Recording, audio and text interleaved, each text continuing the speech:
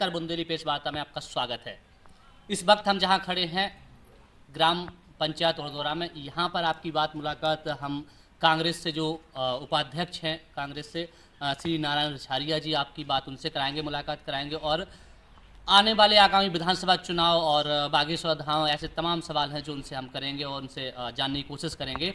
आखिर बागेश्वर धाम में जो चल रही चर्चाएं हैं उनके बारे में उनकी क्या राय है, आगामी चुनाव के बारे में क्या है, वर्तमान सरकार में जो काम चल रहे हैं काम के प्रति उनकी क्या राय है, क्या अपने विचार रखते हैं, तो आपकी बात कराते हैं और आपकी उनसे परिचित कराते हैं। आइए चलते हैं।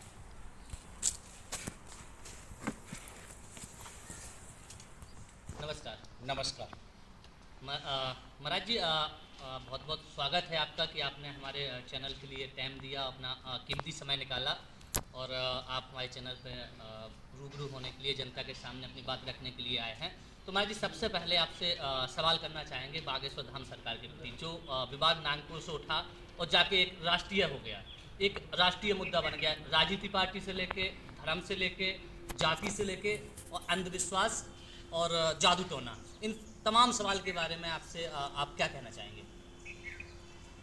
देखिए, पहले तो आपकी बुंदेली वार्ता सुनने वाले सभी प्रेस वार्ता को सुनने वाले सभी लोगों को हमारा हाथ जोड़ के नमस्कार।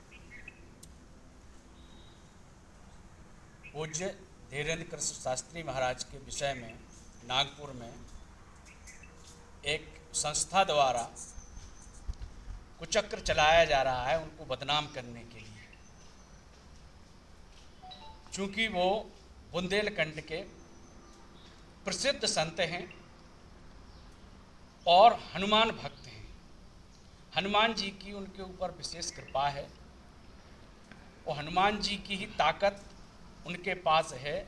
उससे अगर वो दीन दुखियों की कष्टों का निवारण कर रहे हैं तो वो किसी भी प्रकार से अंधविश्वास की श्रेणी में नहीं आता है। अंधविश्वास उसे कहते हैं कि जो चीज़ हो ही ना और उसको अपन सिद्ध करें कि ये ऐसा है। हम और आप मानव हैं और निश्चित तौर पे कि हमें आपको रोज़ ऐसी चीज़ें देखने को मिलती हैं कि भूत प्रेत से पीड़ित लोग होते हैं, अपने जो पूर्वज हैं उनसे पीड़ित लोग होते हैं। अगर उनका उपाय बताना अंधविश्वास है तो क्या पूर्वजों को मानना अंधविश्वास नहीं है? तो अगर कुचक्र चलाया जा रहा है और एक संस्था के द्वारा चलाया जा रहा, बाकी पूरा भारत देश उनके साथ है, हम सब उनके साथ हैं, उनके समर्थन में हम आगामी 29 जनवरी को एक पदयात्रा निवाड़ी तिगेला मंडी के शंकर जी से और हनुमान जी के मंदिर तक हम लोग निकाल रहे हैं। उसमें पूरे क्षेत्रवासी और बागेश्वर धाम के भक्त मंडल के सभी सारे भक्त शामिल होंगे।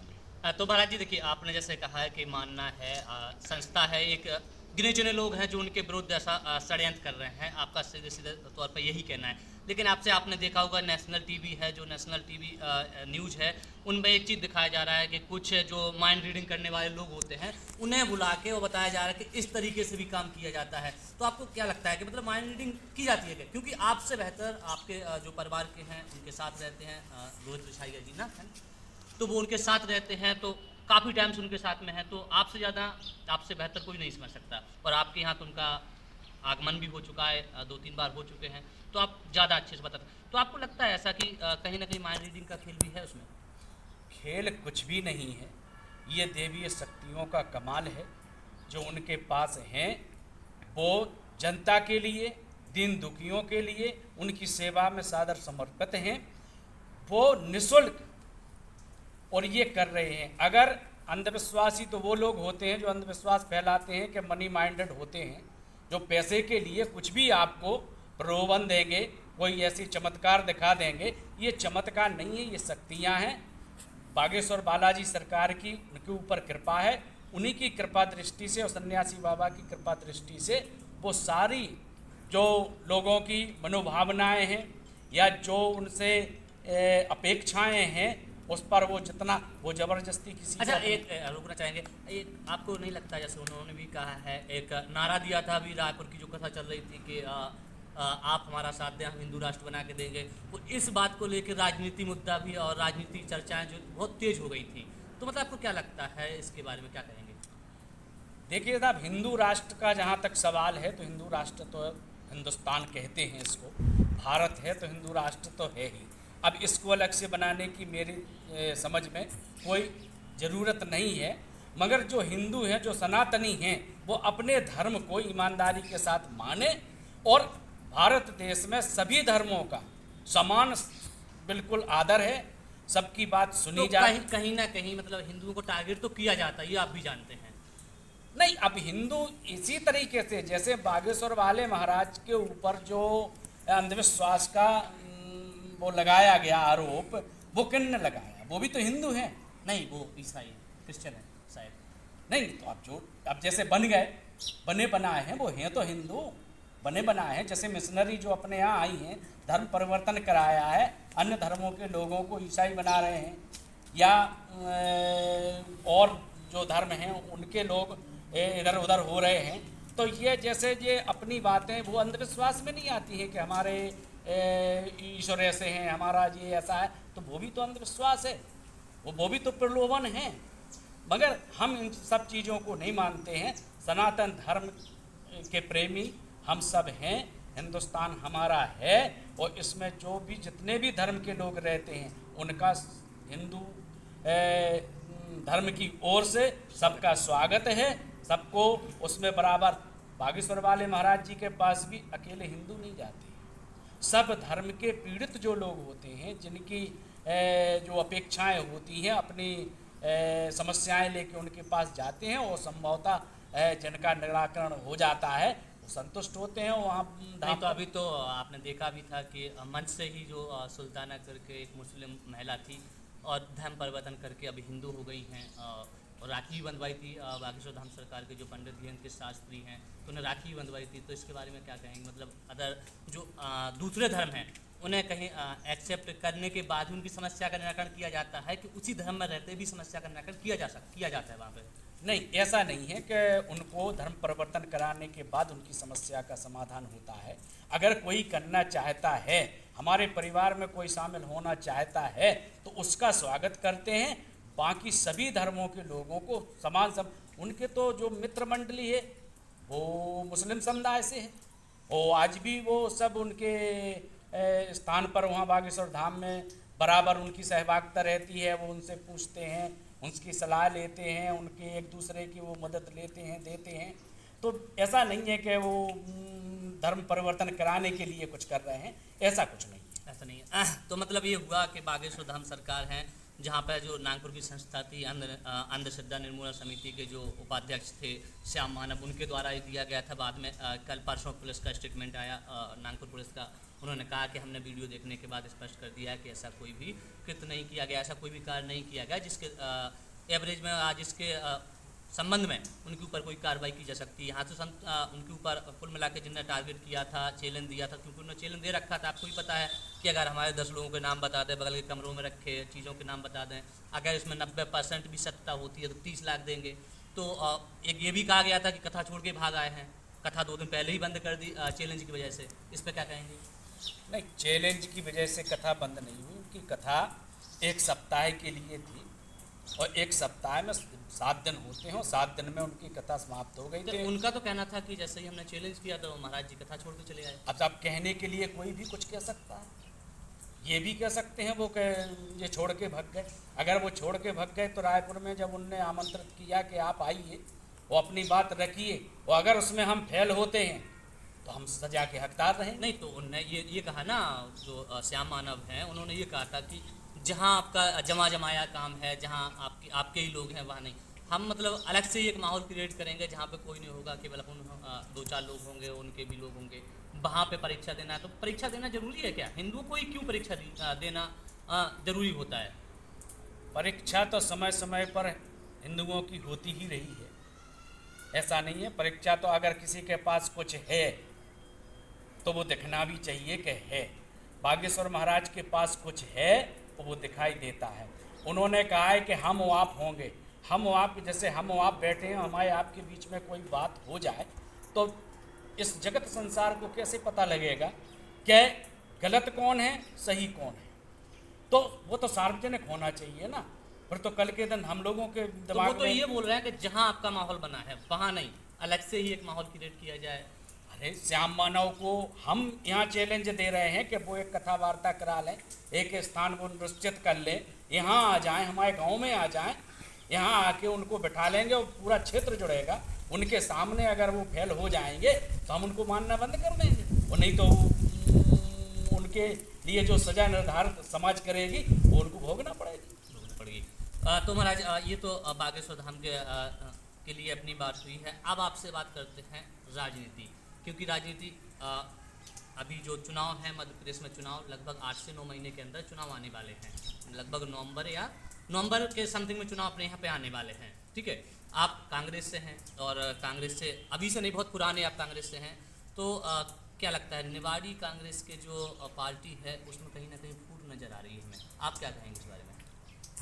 देखिए साहब, 2023 में चुनाव है, हमारे कांग्रेस परिवार में फूट कहीं नहीं है, क्योंकि जब परिवार बड़ा होता है टिकट के दावेदार ज़्यादा हो सकते हैं और सबको मांगने का अधिकार भी है, मांगना भी चाहिए।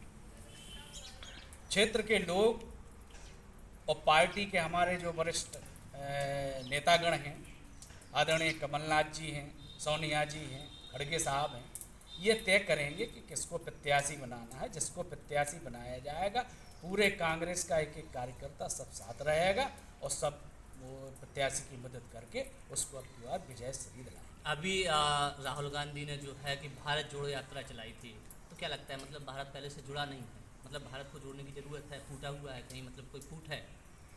भारत जोड़ो यात्रा का क्या मतलब संदेश क्या देना चाहते हैं? भारतीय जनता पार्टी देश को तोड़ने की राजनीति कर रही है, धर्मों में विखंडित करने की राजनीति कर रही है।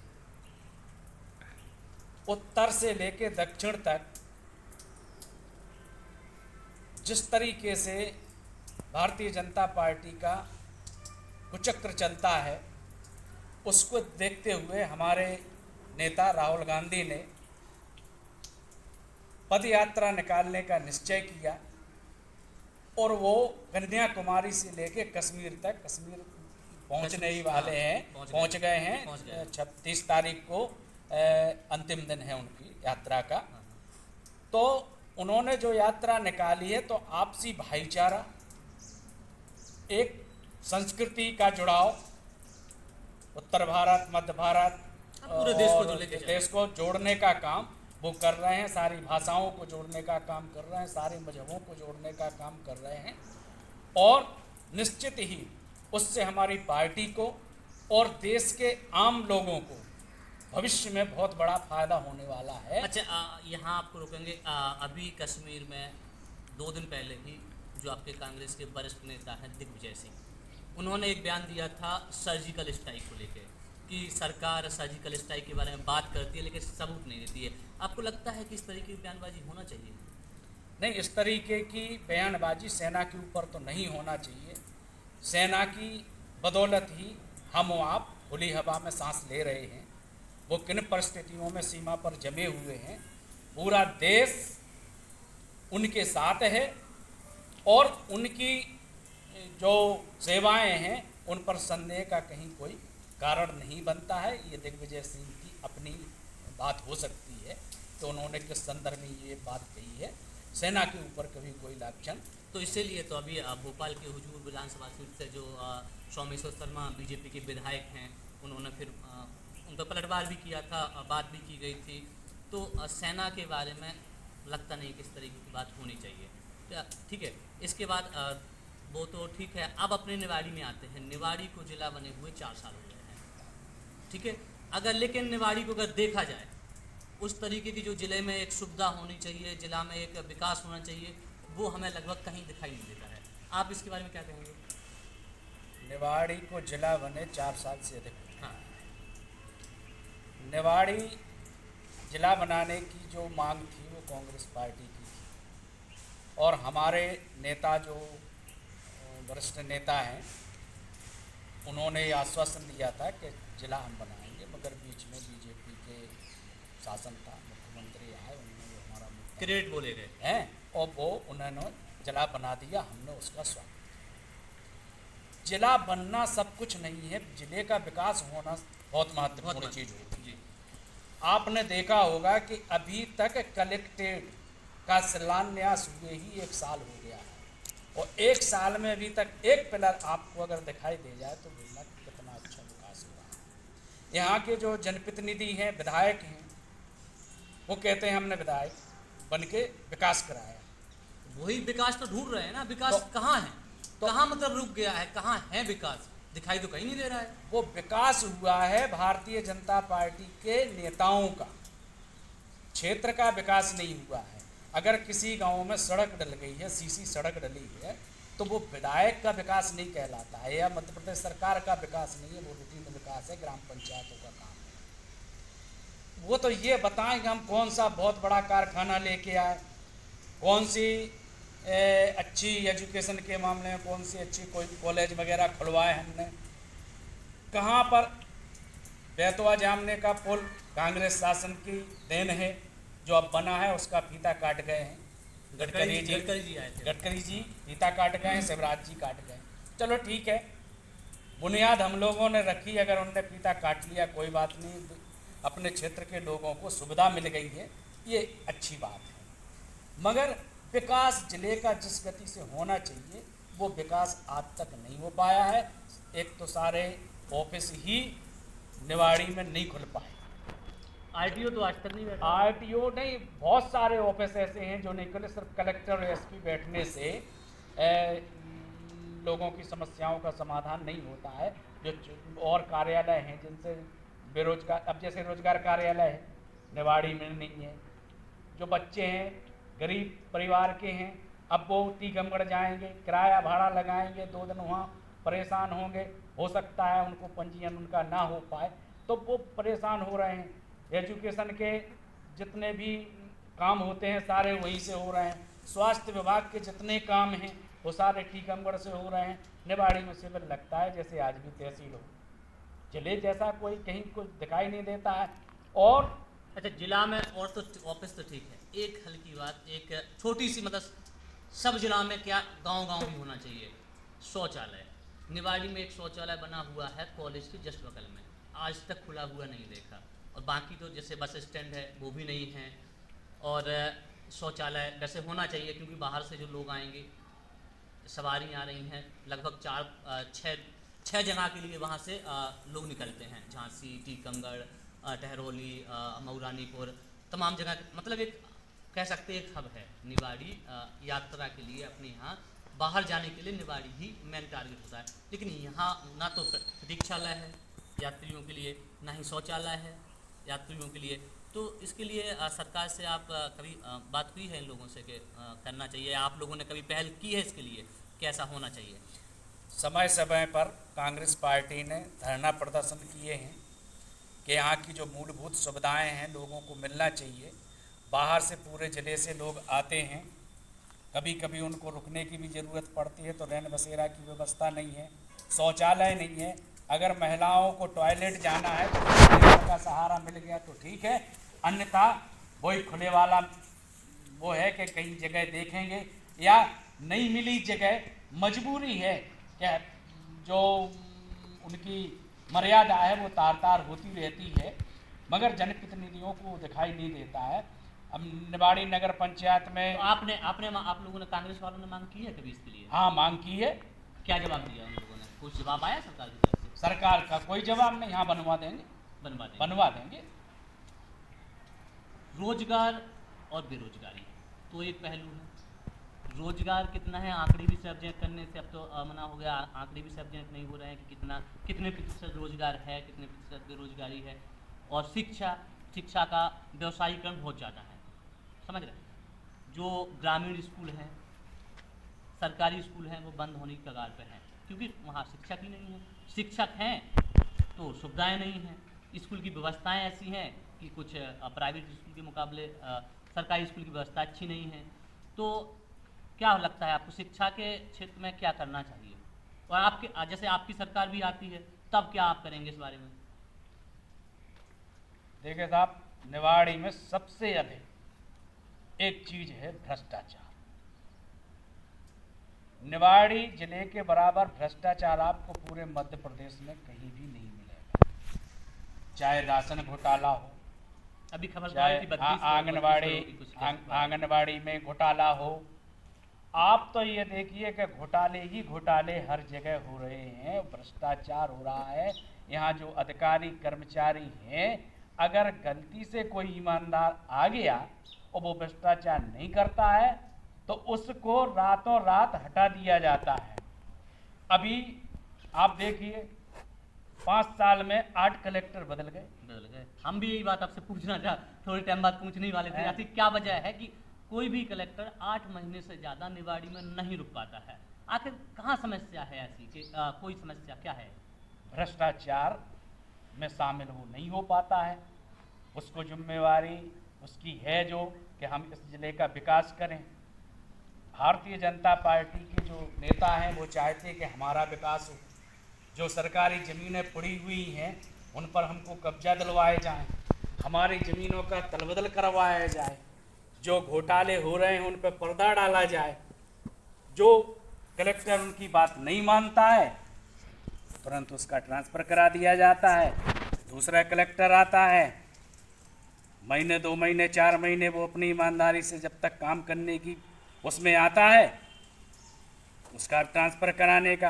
अब माननीय कलेक्टर साहब आए हैं, अच्छा काम कर रहे हैं, गांव-गांव जा रहे हैं, पब्लिक की सुन रहे हैं। कब तक रुक पाएंगे? ये भी कब तक रुक पाएंगे? मगर हमको संदेह है कि चुनाव ये करा पाएंगे कि नहीं करा पाएंगे, हमको इसमें बहुत संदेह है। हमारे पुलिस अधीक्षक महोदय हैं, निसंदेह बहुत अच्छा काम करने वाले हैं, मगर भ्रष्टाचार थानों में देखिए आप, बगैर पैसा दिए पीड़ित की रिपोर्ट तक नहीं ली जाती है। रिपोर्ट करने के बाद आओ गांव में जाएंगे, पेट्रोल का खर्चा चाहिए। अब इस तरीके का विकास जिले में चाहिए क्या? हमें चाहिए कि लोगों का जो बात है वो पूरी ईमानदारी के साथ सुनी जाए, अधिकारी ईमानदार हों और कर्मचारियों से भ्रष्टाचार, तो कर्मचारियों से भ्रष्टाचार यहाँ के जनप्रतिनिधि कराते हैं। वो जनप्रतिनिधि उनको मजबूर करते हैं कि ऐसा कीजिए आप, अन्यथा आपको प्रताड़ित किया जाएगा। तो डर की वजह से, भय की वजह से वो लोग ऐसा करते हैं। कुछ डिपार्टमेंट में ये देखने में आया है, बच्चों का मध्याह्न भोजन है उसमें घोटाला हो रहा है। हुआ भी था, खबर भी आई थी, आपने भी सुना है, खबर आई थी। और ये आपके जैसे विधवा पेंशन का है, विवाह सहायता में कितना बड़ा घोटाला हो गया है। तो ये कहाँ गया घोटाला? वो जो घोटाला करने वाले कर्मचारी हैं हर डिपार्टमेंट के, वर्षों से जमे कुछ, उनका ट्रांसफ़र क्यों नहीं हो रहा है? उनका इसीलिए नहीं हो रहा है कि जनप्रतिनिधि उनसे प्रसन्न हैं। खाओ और खिलाओ, ये नीति जिला निवाड़ी में चल रही है और निवाड़ी विधानसभा में तो ज़रूरत से ज़्यादा चल। तो इसके लिए तो महाराज ये भी है कि आप लोगों की भी कहीं ना कहीं जिम्मेदारी बनती है ना कि सरकार लोगों के सामने ये बात लाएं, विरोध करें उस चीज़ का। तो आप लोग विरोध क्यों नहीं करते इस चीज़ के लिए? समय समय पर हम लोगों के बीच जा रहे हैं, इस शासन के खिलाफ अपनी जो अब तो जाना चुनावी मुद्दा हो जाएगा। नहीं, इसके पहले से आपने इस चीज़ के बारे में किया? इसके पहले भी गए, लोगों के बीच में गए, लोगों के बीच में अपनी बातें रखी, इनका जो कुशासन है, इनका भ्रष्टाचार है, लोगों के सामने रखा है। अब चुनाव है तो चुनाव 8 महीने बाद है, इसके बाद भी हमारा एक ना एक कार्यक्रम पार्टी द्वारा चल रहा है और निरंतर वो चलता रहेगा। अब हमारा ये भारत जोड़ो यात्रा राहुल गांधी की 30 तारीख को बंद हो गई और उसी के तारतम्य में एक हाथ से हाथ जोड़ो यात्रा पूरे भारत में कांग्रेस पार्टी निकाल रही है। चुनाव तो यहाँ है, पूरे भारत में तो नहीं है, मगर कांग्रेस पार्टी 8 राज्यों में एक साथ चुनाव होने वाले हैं। हाँ, तो वो होना है, 8 राज्यों में होना है, अभी 3 में अभी हो रहे हैं, तो वो होते रहेंगे। मगर जो सजग प्रहरी की तरह कांग्रेसी जनता के बीच में जा रहे हैं, अपनी बात रख रहे हैं। जनता को विश्वास करना पड़ेगा कि कांग्रेस पार्टी हमारी हितैषी है, मजदूरों की हितैषी है, बेरोजगारों की हितैषी है, किसानों की हितैषी है। ये हम बार बार लोगों के बीच में जा रहे हैं कि कांग्रेस पार्टी हमेशा इन्हीं वर्गों के लिए काम करती रही है और करती रहेगी, और अपनी बात जनता तक भेजते हैं, आप लोगों के माध्यम से भी और रूबरू जाके भी अपनी बात कहते रहते हैं और जनता को आश्वस्त करते हैं कि भारतीय जनता पार्टी को हटा के कांग्रेस का शासन लाई अच्छा, है। एक बात आपसे, अगर आपने हटाने की बात कही है, अभी आपने पिछला जो चुनाव हुआ था कांग्रेस ने अच्छी वापसी की, लेकिन आपके ही कुछ नेता पार्टी से बगावत कर गए और पार्टी छोड़ के बीजेपी में शामिल हो गए। तो आपको लगता है कि इस बार आपके साथ जो एक बड़े नेता कांग्रेस के जिन्हें कहा जाता था अपने ये सिंधिया, ठीक है, ज्योतिरादित्य सिंधिया अब आपके साथ नहीं है, तो इसका कहीं ना कहीं नुकसान पार्टी को उठाना पड़ सकता है क्या मध्य प्रदेश में? बिल्कुल नहीं। अब जो कूड़ा करकट था वो साफ हो गया है, क्योंकि सिंधिया जी की महत्वाकांक्षाएं थीं, वो मुख्यमंत्री बनना चाहती थी। मुख्यमंत्री बनाना विधायकों का काम होता है, उनके पास विधायक उतने नहीं थे, कमलनाथ जी के पास थे। कमलनाथ जी बहुत अच्छे नेता हैं, बहुत अच्छे सुलझे हुए हैं, सारे कार्यकर्ताओं को साथ में लेके चलने वाले नेता हैं, तो उनमें पूरे विधायकों का विश्वास था। उस सिंधिया जी उस वजह से नाराज हो गए, सिंधिया जी ने पार्टी छोड़ दी। अब कांग्रेस पार्टी में ऐसा कचरा नहीं है कि जो है, और कहीं ना कहीं अब इसका कोई मीटर तो साफ है नहीं कि जिसको टिकट दें उसके कंधे पर लगा के मीटर से नाप लो कि क्या होने वाला है। अब भविष्य में ये रहेगा नहीं रहेगा, मगर निश्चित तौर पे अब ठोक बजा के ही टिकट दिए जाएंगे, अच्छे लोगों को टिकट दिए जाएंगे, निष्ठावान जो पार्टी के हैं उन्हीं को टिकट दिया जाएगा, व्यक्ति विशेष के निष्ठावान लोगों को अब टिकट नहीं दिया। अच्छा, अभी जो हमारे सुनने में आई है कहीं ना कहीं बीजेपी की टच में आप भी चल रहे हैं? नहीं, ये हमारे ऊपर गलत आरोप है। जिसने भी आरोप लगाया वो सिद्ध कर दे कि हम टच में चल रहे हैं, चूँकि हमारे भारतीय जनता पार्टी के लोगों से व्यक्तिगत पारिवारिक संबंध हो सकते हैं और वो ये परिवार हमेशा तो अलग बात हो संबंध गई। निभाते रहे परिवार, हैं, तो संबंध होना। उसको दूसरी दृष्टि से ना देखा जाए। हम 3 पीढ़ियों से कांग्रेसी हैं, हमारे डीएनए में कांग्रेस ही है खून में। अगर हमारे पास ये होता तो आज हम यहाँ के भारतीय जनता पार्टी के कद्दावर नेता होते।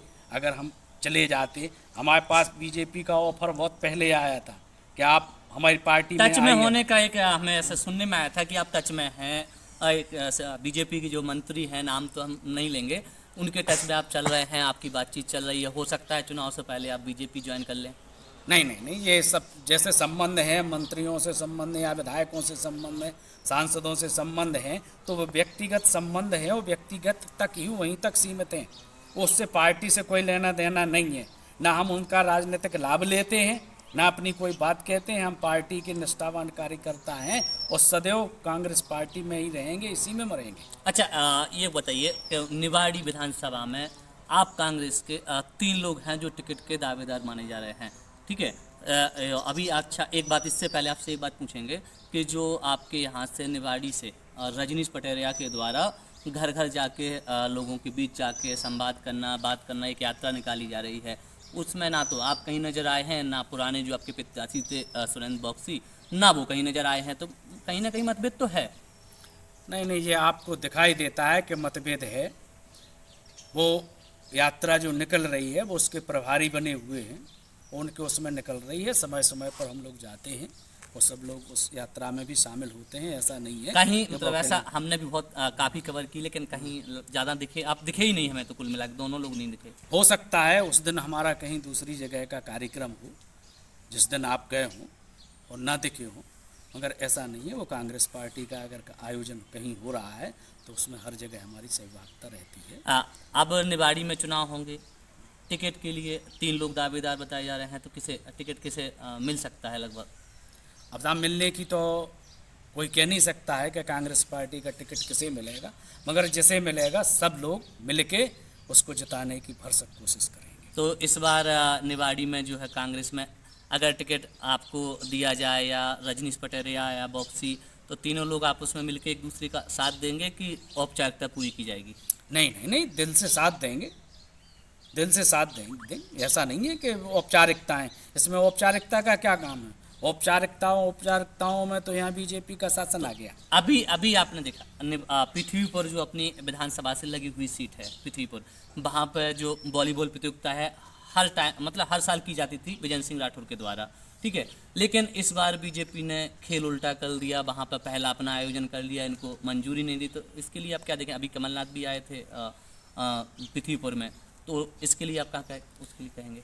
ये निश्चित तौर पे ही वहाँ के विधायक शिषपाल यादव जी के द्वारा बहुत ही निंदनीय कार्य किया गया है, क्योंकि एक स्वतंत्रता संग्राम सेनानी के नाम पर पोस्टर भी फाड़े गए थे वहाँ पर। पोस्टर भी फाड़े और स्वतंत्रता संग्राम सेनानियों के ही पोस्टर फाड़े, और स्वतंत्रता संग्राम सेनानियों के नाम से जो टूर्नामेंट 41 वर्ष से लगातार होता चला आ रहा था, उसकी परमिशन रद्द कराना ये निंदनीय है। और इसका जो परिणाम है निश्चित तौर पे आगामी चुनाव में शिषपाल सिंह को और भारतीय जनता पार्टी को भुगतना पड़ेगा। अच्छा, आपसे एक सवाल और एक दो सवाल हैं जो आपसे जानने के बाद निवाड़ी के लिए आपसे निवाड़ी से ही संबंधित सवाल करेंगे कि अब चुनाव है, ठीक है, तो बीजेपी तो क्लियर है कि लगभग टिकट क्लियर है, आपके यहाँ से भी आप बता रहे हैं कि जिनको भी मिलेगा आप लोग सपोर्ट करेंगे।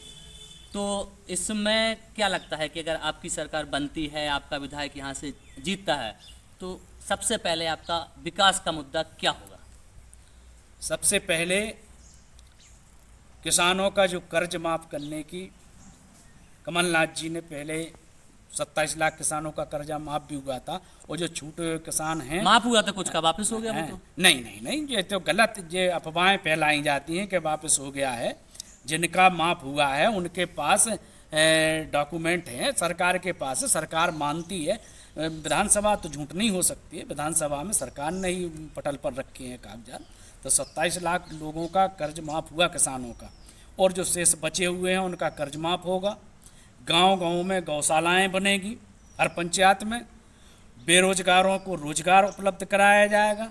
शिक्षा के क्षेत्र में जहां ज़रूरत होगी डिग्री कॉलेज की, वहां डिग्री कॉलेज खोले जाएंगे, जहां इंटर कॉलेज की ज़रूरत होगी वहां इंटर कॉलेज खोले जाएंगे, और टीचिंग स्टाफ की व्यवस्था पूरी की जाएगी। स्वास्थ्य सुविधाएं भी उपलब्ध कराई जाएंगी, और कांग्रेस पार्टी का जो मैनिफेस्टो बनेगा उसको पूरा अक्षरशः अमल में लाया जाए। अच्छा, और अभी शिवराज सिंह जो प्रदेश के मुख्यमंत्री हैं, योजनाओं परियोजना भर्ती पर भर्ती निकाले जाए, और पुरानी जो भर्तियां पेंडिंग पड़ी हुई हैं उनका निपटारा हुआ नहीं, नई भर्तियां फिर से लाने की बात उन्होंने कर दी।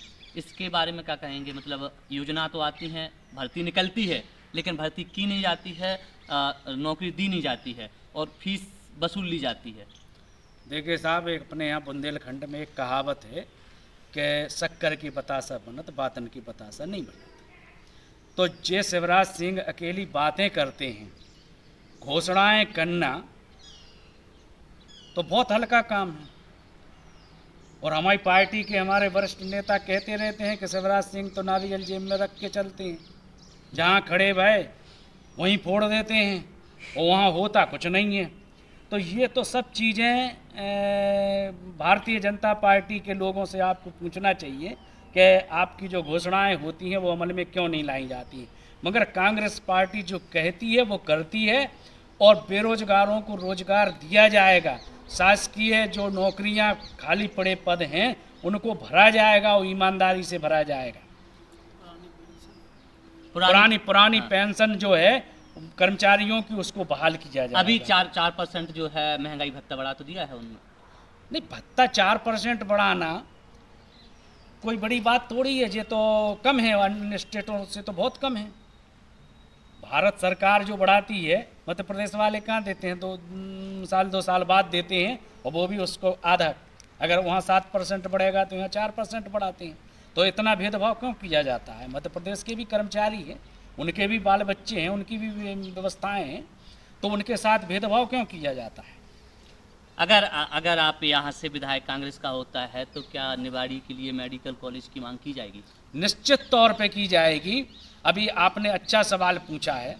निवाड़ी में एक जिला अस्पताल बनाने की प्रक्रिया शुरू हुई थी और उसको ऐसी जगह ले गए हैं कि जहाँ पर ना तो लोगों को आने जाने के साधन मिलेंगे और अगर इमरजेंसी पड़ गई तो हाईवे से 7 किलोमीटर दूर हॉस्पिटल बनाया जा रहा है, जबकि हाईवे के किनारे निवाड़ी में बहुत सारी जगह है।